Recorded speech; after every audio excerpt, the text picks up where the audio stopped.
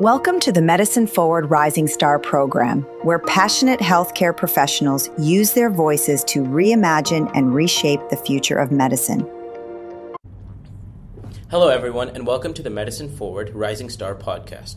Today, we'll be diving into the topic of student burnout, competitiveness of pre-med programs, and navigating the pressures and worries of aspiring physicians. Our guests today are two pre-med students attending top universities across the U.S., Sophia and Sujanaa. Sophia is a first-generation pre-med student who graduated from UMich in 2024 with a Bachelor's of Science in Biopsychology, Cognition, and Neuroscience. She's currently an intern with RealDX, an organization that enhances clinical education through real patient videos, and an intern with Medicine Forward. In addition to her internship work, Sophia has been involved in health promotion initiatives and peer education. She's passionate about transforming the culture of medical education by fostering healthier, more inclusive, and more supportive learning environments that prioritize mental health and reduce the impact of burnout and unhealthy competition among students. Sujanaa, on the other hand, is a second-year undergraduate student at UCLA on the Premed track, studying biochemistry with a computing specialization. She's also an intern at RealDX and an intern on the article writing team at Medicine Forward. She's passionate about serving underserved communities and improving health literacy and education, and volunteers with various organizations towards this end. She's also deeply interested in finding ways to dismantle pre-med obstacles like burnout, competition, and anxiety among pre-med and medical students. And finally, our host for today is Dr. Behringer. Dr. Christopher Behringer is an American board-certified family medicine and lifestyle medicine physician and keynote speaker currently based and practicing in Kentucky. He serves as family medicine faculty, helping teach medical education, as well as serves as chief program officer for the medical advocacy group, Medicine Forward, helping drive positive changes to heal dysfunctional healthcare systems. Dr. Behringer has a focus on integrating non-pharmacological modalities towards achievement, including acupuncture, osteopathy, and lifestyle medicine to help patients achieve their ideal goals. And I'll hand it off to Dr. Behringer. Awesome. Thank you so much. I'm very excited to be here, and I'm very excited to have our two wonderful guests. So, I went through the pre-med journey myself. And so, I have gone, and obviously medical school residency and stuff. And so burnout is definitely a topic that is always on everyone's mind. So I guess kind of wanted to go around. So I guess we'll just start here with Sujanaa, and we'll kind of bounce over to Sophia. But just personally, what has burnout either looked like to you? Have you seen it in yourself, your friends? How did you recognize it? How did we address it? I think burnout for me specifically has always been a kind of listlessness towards something that I'm more motivated towards. So kind of the thought of medicine is something that I've always enjoyed. It's a topic that I've always enjoyed studying, even though it's hard. But burnout for me has been a feeling of starting to kind of not like it as much, whether that's because of all the anxiety that comes with it, all the stresses that being a pre-med student brings in and of itself. And it's something that I've been seeing in a lot of my peers as well. So I see that commonly also in the field, where people kind of get that reduction in joy in the field and just kind of wanting to back away. We lost Sophia to connections. Hopefully we'll have her back here in a second. But is there a particular project or anything that you actually had to step away from? Or is there something in specific you can think of where you said, oh, I'm burnt out, or you realized you were burnt out because of these feelings? I would say we can discuss this more in detail as well, but there have been a lot of times where I felt that maybe I'm taking on too much and not having enough time to kind of recuperate from burnout that I've been experiencing from even high school, and kind of the hustle culture that we're living in, whether it's at UCLA in general or just as a pre-med. It's not very forgiving to dropping activities. So I have felt that, oh, I'm burnt out. I should maybe do a couple less volunteering opportunities or things like that. But kind of the stress of everything is not very conducive to that kind of change. Yeah, I mean, in my opinion, getting into medical school, looking at the way the MCAT is now and looking at kind of what's required of everyone is, I don't know if I could make it in nowadays. I mean, just looking at the kind of application I had, honestly. Sophia, good to have you back. So just to kind of reiterate the question I asked, what does burnout look like to you personally? What happened that you noticed in yourself? What sort of emotions, feelings you were having in yourself and maybe in your peers? And can you kind of name a very specific event or kind of generalize, hey, I know I'm burnt out, or these emotions are leading to burnout, Yeah, definitely. to being burnt out? I think for me, it shows up one of two ways, either as sort of this sense of exhaustion where it's, I'm tired even after just rolling out of bed. And it sort of feels hard to kind of get that day started when I know that there's so much to get done. And I think other times it's sort of this sense of procrastination. I notice that sometimes I'm, putting things off and waiting until I need to get it done instead of, being more proactive like I normally am. And I think that's really how I kind of recognize it in myself. I know I've talked with other pre-meds who have just kind of been like, I feel so overwhelmed right now. I just feel kind of like paralyzed with everything that I have to do. And I think for me, for a specific instance, I would probably say in starting to study for the MCAT, I started looking into it right after I graduated from college. And so I was already sort of tired from the wrap up of the school year. And then adding in, I started the RealDX internship that May, and then started looking into studying. And I noticed for myself that I was sort of like trying to create the perfect plan to, procrastinate on actually starting, because I just felt sort of burnt out.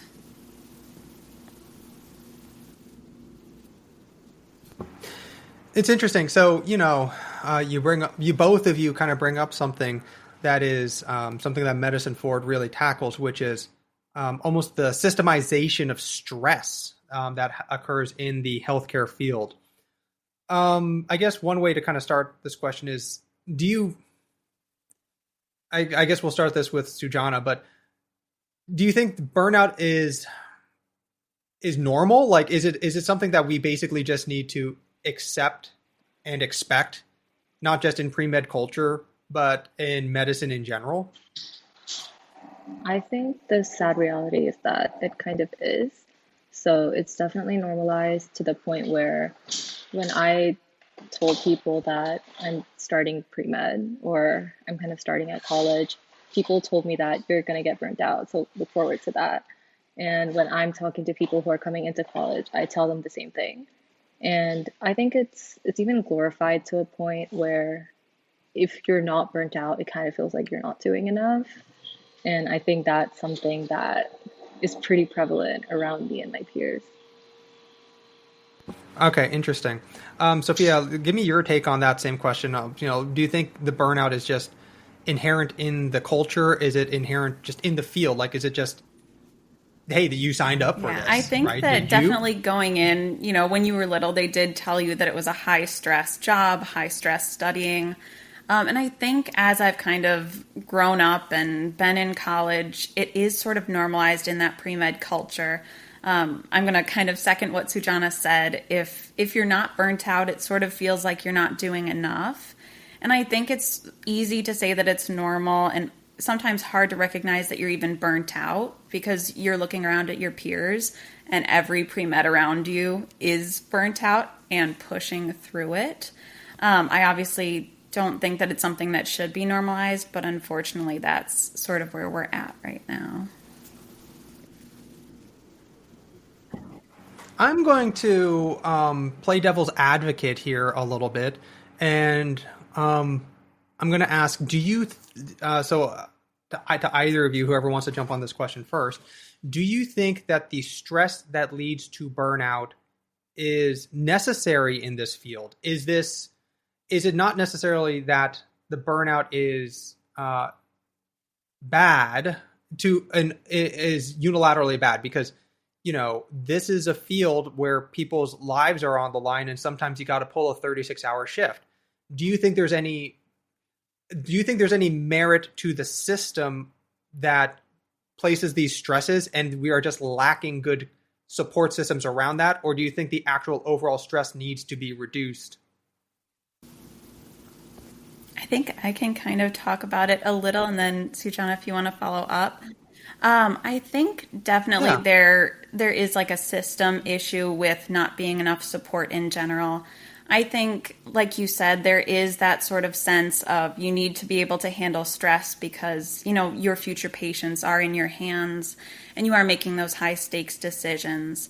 I think where it gets to be sort of a problem is when it's, you know, 4 years of college where you are feeling that burnt out sensation pretty much constantly. I think high school is a little different because you have more summers off, and then college it's sort of you need to be doing things during your summer. And so I think it's sort of the length of time that you are feeling that burnt out sensation. But I think that further support could definitely help. Yeah, if I could kind of jump in on that, there's this concept in exercise science called cumulative fatigue. Basically, it's just that, you know, if you're going to try and train harder, it's not just your physical stress in the gym or on the field practicing that you need to think about. If, say, you're going through family issues or some kind of stress, that actually contributes. It's like, you know, you've got emotional, physical, and other kinds of stress, each in their own little bucket. But then you also have each of those is contributing to cumulative fatigue. And I think that's something that people neglect when we look at burnout as a syndrome, is that this started, most med students and residents and doctors who are burnt out, this started when you were 17, 18, 19. This is not a all of a sudden, hey, you're burnt out. This is something that has been going on for a very long time for people. And I think therein lies one of the issues is by the time you maybe get a system in place for your support, guess what? You're moving to the next part in your journey, right? You're moving to med school. And so it's very easy to lose support systems multiple times in that journey. And I think that's something most people don't consider. But Sujanaa, what are your thoughts kind of around this discussion? That is some of this somewhat necessary and we just have bad coping mechanisms? What do you think? I definitely second what Sophia said. I think also, especially with the cumulative fatigue, just carrying everything forward kind of makes me feel like it doesn't give you as much space or as much buffer when you do start working as a physician. So if we are doing things like 36-hour shifts, I feel like would it not be better if we were well rested and more equipped to be able to handle those without kind of the existing stress that we're already carrying and exhaustion and burnout? So I think a healthy level of stress is necessary to some extent if we are dealing with patients' lives, but burnout is a different issue. I think they might stem from the same thing, but I would love if we could find a way to maybe create a support system to kind of handle burnout, because I feel like the stress is something that is a lot harder to make go away. I think one thing that also happens, especially,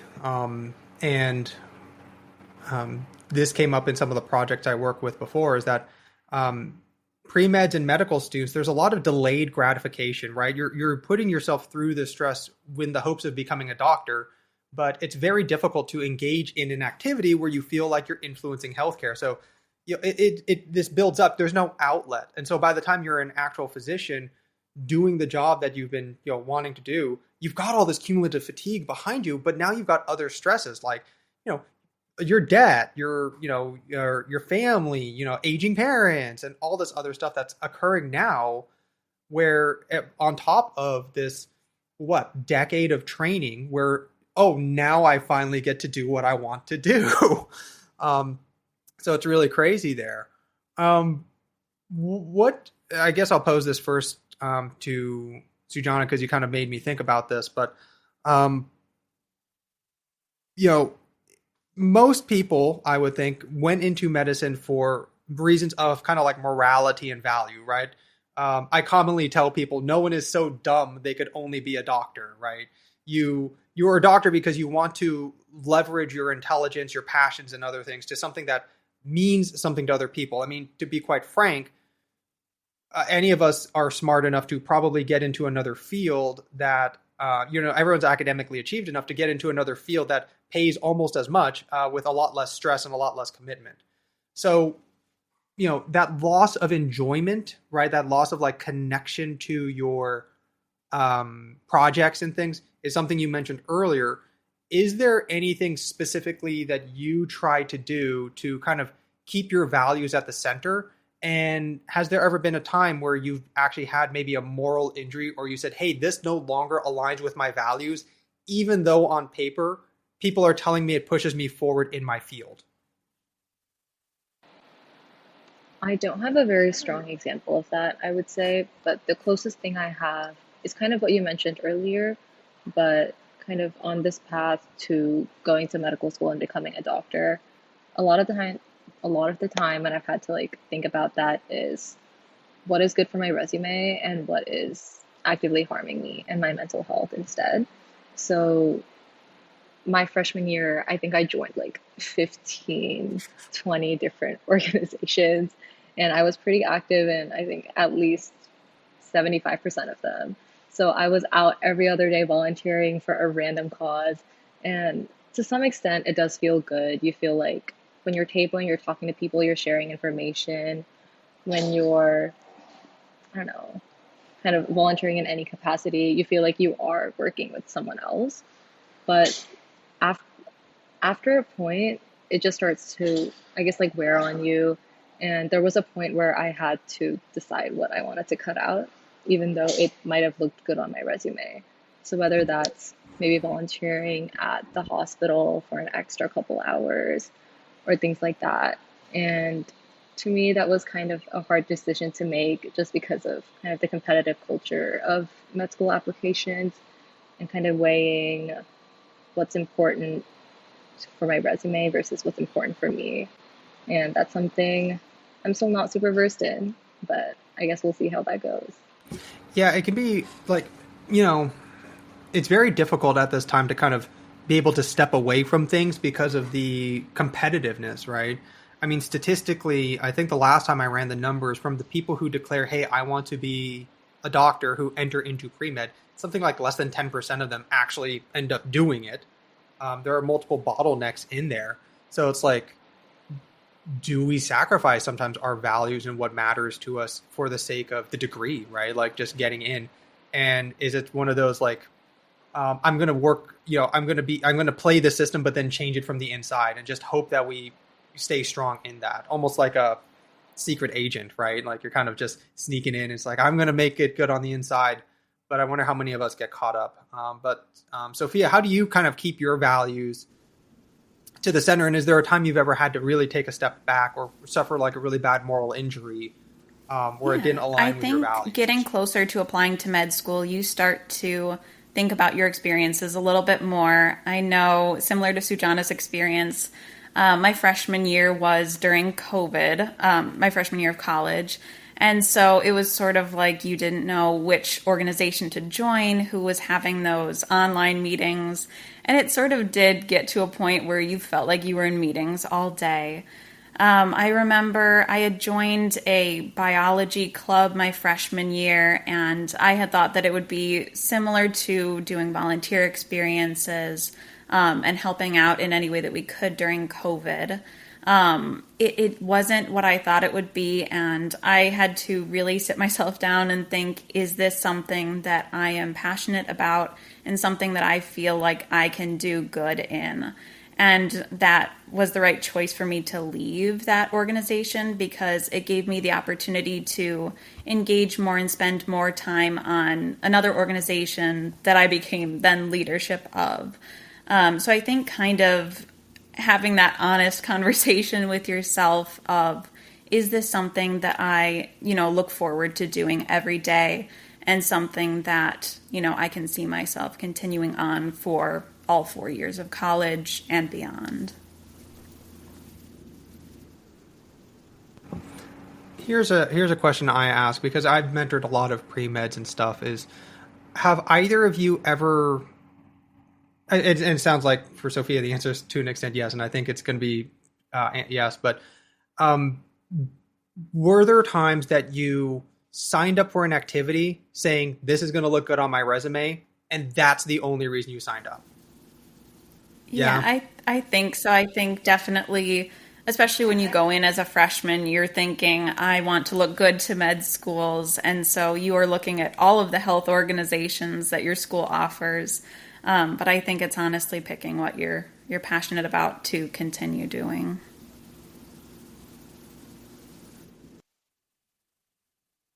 Yeah, go ahead. I'll absolutely second what Sophia said. I've definitely signed up for organizations just because they promise something like, oh, after a year with us, we'll get you shadowing or something like that. I've definitely signed up for a bunch of clubs just because I thought it would look good or it would be helpful for my application. I don't like that. It sounds like gatekeeping, honestly. But I mean, it's true, right? Like, I mean, let me play devil's advocate in this capacity. Is that, from the time that someone declares pre-med and applies to med school, something like 50% of them change their major. So, to an extent, you're kind of torn as to, if we only have so many shadowing slots, we need to make sure they're being used by people who are actually going to apply. But at that point, it can turn into very much a,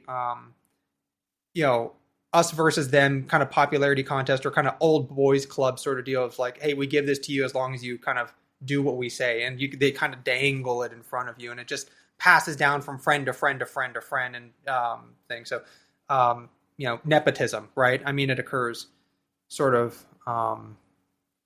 occurs everywhere. I guess, so let me ask you this, because I've actually sat on admissions before. I helped looked at and review applications for residency programs. I haven't been on the med school side of things, but tell me what feels right to you versus kind of what you have seen in practice. But do you think it is more beneficial for pre-med applicants to kind of do as many activities as possible? So let's say you're a member in a bunch of different clubs, or do you think it's better to hold an officership in a single club where you can attest to actually organizing events? So do you think it is better to participate in a whole bunch of different things to show breadth of interest and ability to kind of juggle those things? Or do you think it's better to show depth in something, and maybe one is correct for another person? Do you have a kind of take on that? Let's start with Sophia.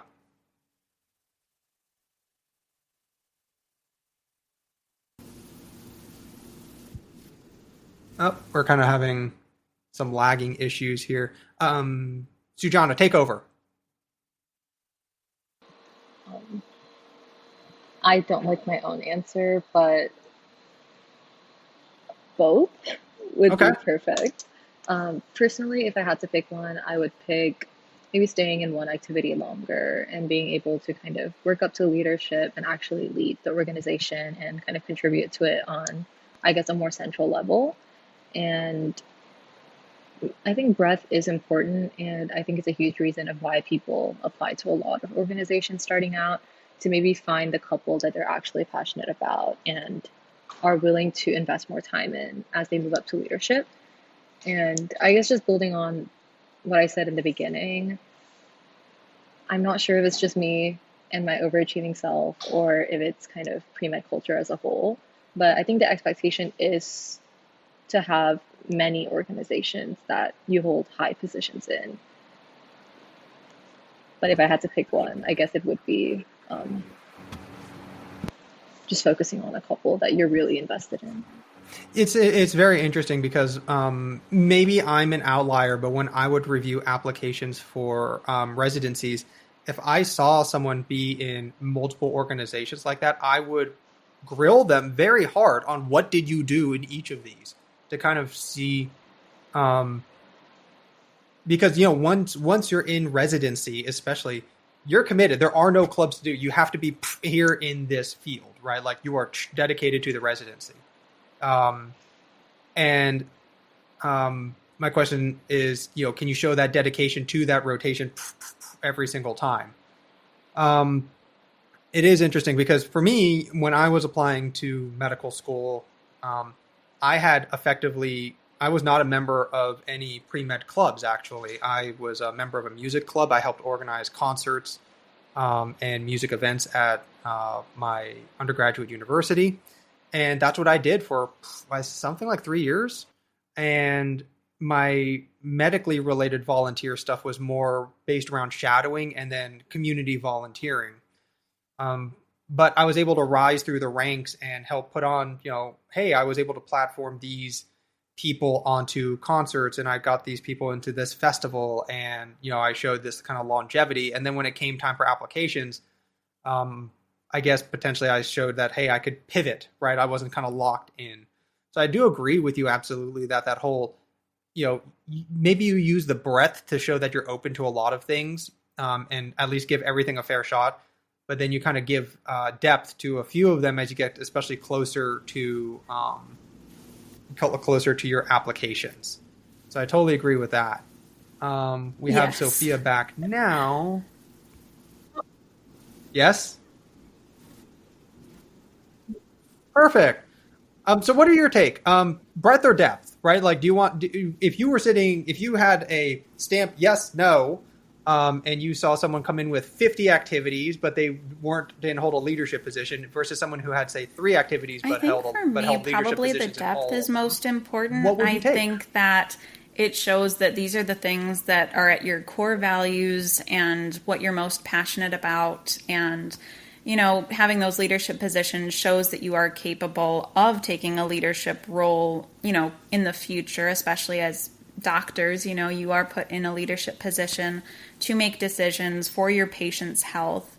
And I think especially when talking about the in-depth, ideas and experiences, it reflects that you are passionate about what you are doing. I think, I truly enjoy what I do at RealDX, and I've been told that when I talk about it, I light up because I enjoy it so much. And I think that it's something that's really important going into medical school, that you are passionate about this thing. And, it'll show that rather than sort of just surface level interactions, you have more meaningful experiences.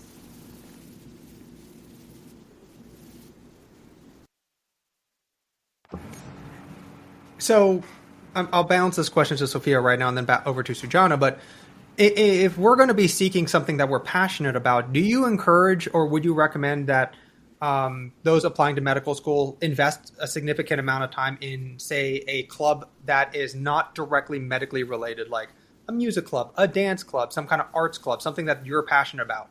Would you recommend that they do something like that in place of something being in a medical school club? I feel like that's difficult. I think it's and truly why and why important not? that you keep a hobby. I think it's important not to let, being a pre-med and studying kind of overtake your entire life to the point where you are not hanging out with friends or family or doing what you enjoy, because obviously that's not good for burnout or for mental health. I think that if it's something that you're truly passionate about, you should definitely join that club and be leadership and spend that time there. I think it reflects that, you have that passion, you have a drive to do something. And one thing that kind of stuck with me when I was first starting out was listening to people say that you don't have to have a specific major to get into med school, as long as you are doing what is required with the classes and showing that you have that interest in medicine. You could be, a musical theater major and still get in. I think that it's important not to cut yourself off from everything that you enjoy doing.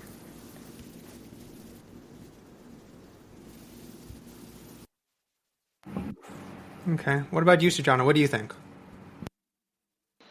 I actually love this question because 2 of my biggest, activities right now, outside of academics, are I'm part of one of my college's dance teams and I'm part of my school's henna club.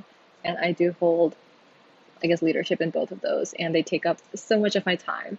And I'm really happy that I ended up joining them because it's kind of a forced escape from everything pre-med. So I'm 100% sure that if I was just left to my own devices, I would feel so guilty to take a break. I would tell myself that there's always more studying that I can do if I had any free time. But I think that having activities like this, like number one, you're continuing something that you love doing, and that's just great for your mental health, especially if it's something that gets you moving or something creative. But it's also, it kind of forces you to take time off and to relax. And if there's a kind of group that's doing it with you, I just feel less guilty that way. And I think that's also really helpful.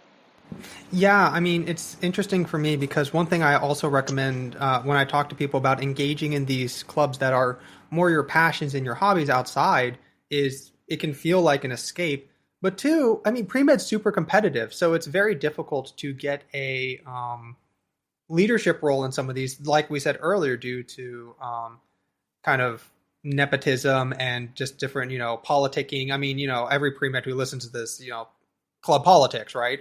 And these clubs that are more about like, your hobbies and your passions, yeah, you might still have a little bit of these like rivalries and cliques and things like that, but you have the capacity to potentially rise into a leadership position much, much faster and really point and say, look at what I can do while juggling all the academics and other stuff of pre-med anyway, and I think that's something that goes missed is a lot of people sit with pre-med clubs hoping for something to happen against high competition when they could be helping the world in another way. They could be, doing charitable organizations or donations and stuff somewhere else and kind of showing off those passions.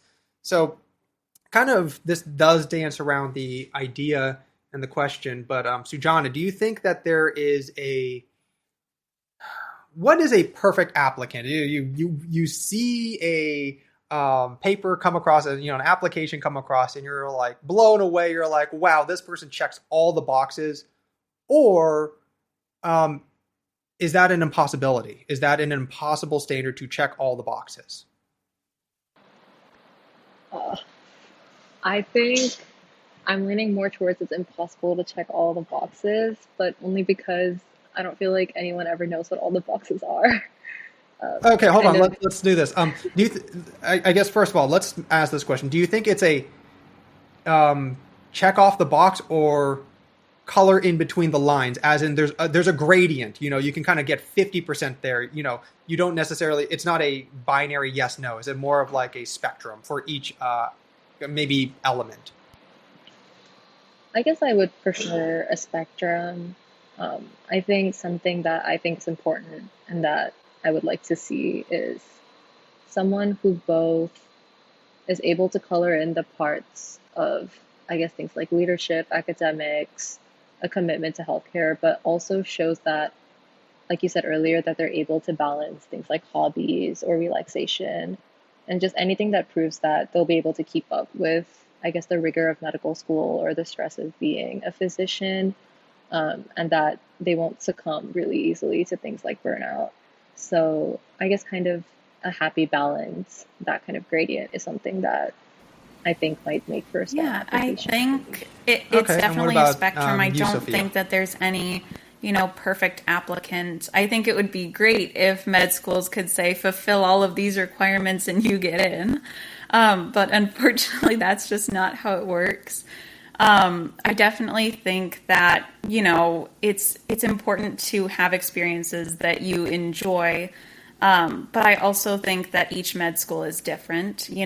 Some med schools are research focused, so their applicant might be different, a different perfect than another school that, focuses on underserved populations. So I think that it's really relative and nobody can give a straight answer of what a perfect applicant is, because I think it also depends on your interview and, how you portray yourself in your essays. And I think it's difficult to kind of give you a list of perfect.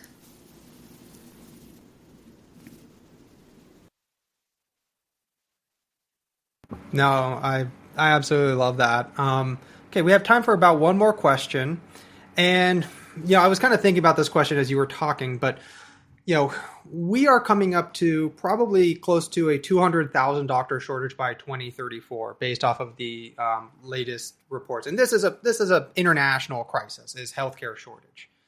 And so it's not uncommon to see healthcare systems try and leverage doctors to, for lack of a better term, do more with less. And so the risk of more work and burnout is coming down the road, and that's is most likely coming down the road. And that's the fear, is that things like even AI leveraging and scribes is just going to say, well, now that made your current work easier, so guess what? We're just going to increase the amount of work, so you're just as stressed as you were before, despite all the tools we gave you, right? That's probably going to trickle down to pre-med eventually. Is that the more these doctors now need to be able to do more with less, thus pre-meds need to be stressed more, do so. What sort of traps, progressions, like what are some things that maybe you have seen that have developed during your time in terms of the burnout journey? Like what are some new stresses? What are you worried about? And what advice do you give people moving forward into medical school, etc.? We'll start with Sujanaa.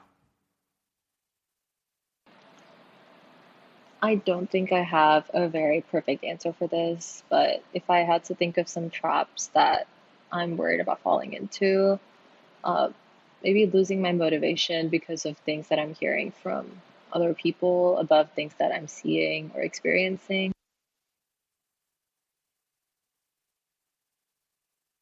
Oh dear.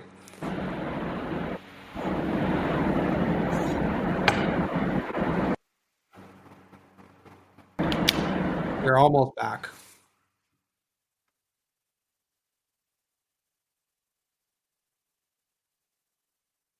Tell you what, we'll come back to Sujanaa. Sophia, what is some, in light with the coming burnout and the healthcare shortage, what are some things that you're kind of going to be worried about that pre-meds are going to maybe see? Are there any changes that you've seen in the current journey? Like it's like, hey, these burnout things have happened a lot more, or this is a lot different than when I first got in, that freshmen are now dealing with that I didn't deal with? I think it's sort of,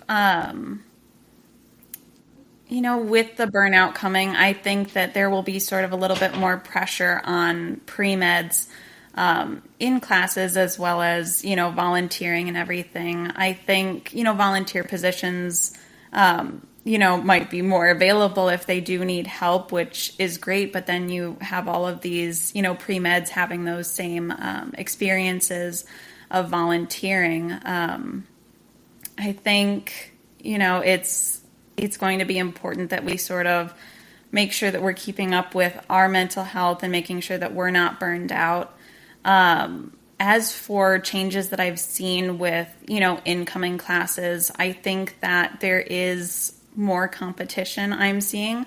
I think I've heard in the past of there being this doctor shortage coming up, and hearing that, there are more people now thinking that they'd like to be pre-med to sort of fill that gap, at least from, the people that I've talked to. And so I think it's important to just kind of, realize that while there is this, need for doctors, we also need to make sure that they are taking care of themselves and not burning themselves out to kind of get to that end goal. Awesome. And Sujanaa, do we have you back? I hope so. Yeah, I can hear you. Okay.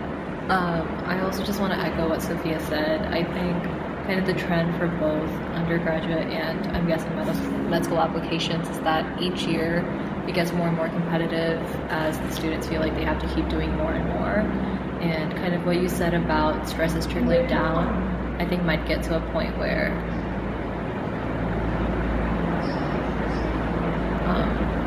maybe, I know high schoolers are now kind of doing research as a way to get into a good college, and that's something I hadn't heard of before. And I think that's something that I'm worried might happen. And I do know a lot of people who started out as pre-med in my class and that who have switched out because of things like you were saying about kind of the worsening pressures on doctors, kind of maybe the lengthening hours. And if this continues where more and more is piled on doctors and they're telling, I guess, pre-med or med students their stories, I'm worried that maybe that might scare more people off of becoming a doctor. But I'm kind of not sure how we find a way around that. All right, awesome. Well, that's about as much time as we have, but I'm super happy for everyone here. So our MC can take it away from here. Thank you guys for coming today, for both our hosts and the guests. It was very insightful. And remember, we're in this together regarding pre-med and just medicine in general. So everyone, take care, and I hope you guys tune into the next one.